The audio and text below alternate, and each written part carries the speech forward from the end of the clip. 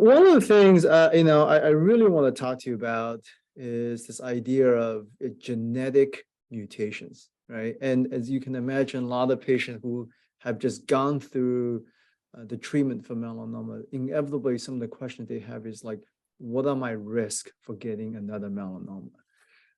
Maybe, I mean, we always talked about there's a gene, the environmental exposure, and you specifically UV exposure, but maybe we can focus first.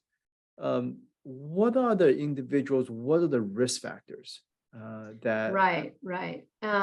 Well, it's interesting that you bring it up that way, because to me, I don't really separate them. Everybody thinks about, oh, a risk factor is having red hair, or a risk factor is having blue eyes. But the reality is that the reason you have red hair or blue eyes or light colored skin or a bunch of freckles or a bunch of moles is actually because of your genetics.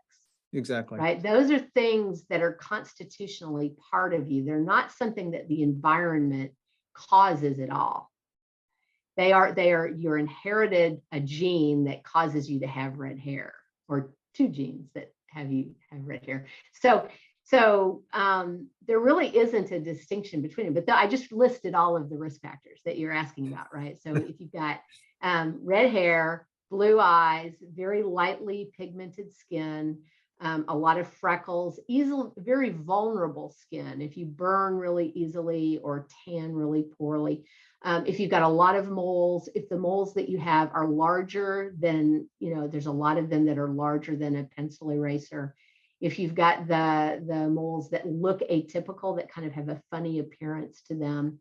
If you're immunosuppressed, if you have had a transplant or some kind of a condition that requires immunosuppression, that's another risk factor. If you have a family history of having had a melanoma, that's a risk factor.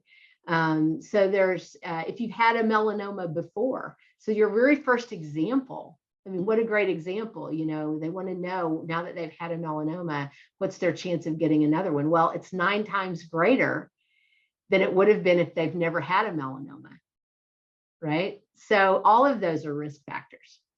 I know that was a long-winded answer. No, this is there's a lot of risk factors.